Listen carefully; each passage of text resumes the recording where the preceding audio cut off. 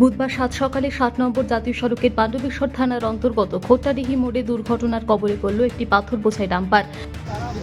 দেখলাম যে গাড়িতে অ্যাক্সিডেন্ট হয়েছে, তারপরে ড্রাইভার খালাস তো নাই, হয়তো পুলিশে নিয়ে গেছে।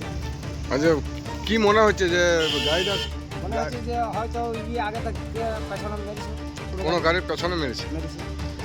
এটাই দেখছি। গাড়িটা মনে হচ্ছে স্পিডে এসে কোনো গাড়ির পেছনে মেরেছে। গাড়ির পেছনে মেরেছে। ঘটনায় ডাম্পারের সামনের অংশ একেবারে দুমড়ে মুচড়ে যায়। সেখানে আটকে পড়ে গাড়ির চালক ও খালাসি। স্থানীয় প্রশাসনের তৎপরতায় ডাম্পারটির মধ্যে আটকে পড়া চালক ও খালাসিকে উদ্ধার করে চিকিৎসার জন্য স্থানীয় হাসপাতালে পাঠানো হয়। কিভাবে হলো অ্যাক্সিডেন্টটা, মানে কিভাবে হলো? আমি এখানে ছিলাম, ওখানে আওয়াজ পেলাম। আচ্ছা, ওখান থেকে এসে কি দেখলেন?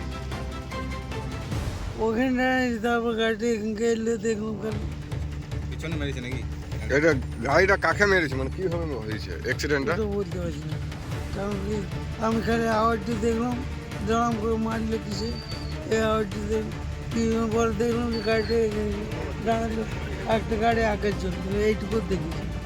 স্থানীয় সূত্রে জানা যায়, পাণ্ডবেশ্বরের দিক থেকে একটি 12 চাকার পাথর বোঝাই ডাম্পার হরিপুর অভিমুখে যাচ্ছিল। যাওয়ার পথে ৭ নম্বর জাতীয় সড়কের খোট্টাডিহি মোড়ে ঘটে দুর্ঘটনা।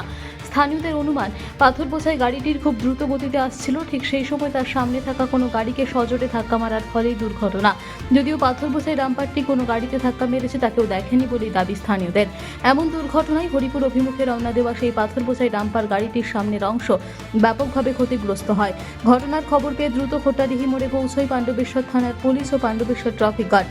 দুর্ঘটনায় 12 চাকার ওই পাথর বোঝাই গাড়িটির মধ্যে আটকে পড়া চালক ও খালাসিকে স্থানীয়রা এবং পুলিশ উদ্ধার করে নিয়ে যায় চিকিৎসার জন্য।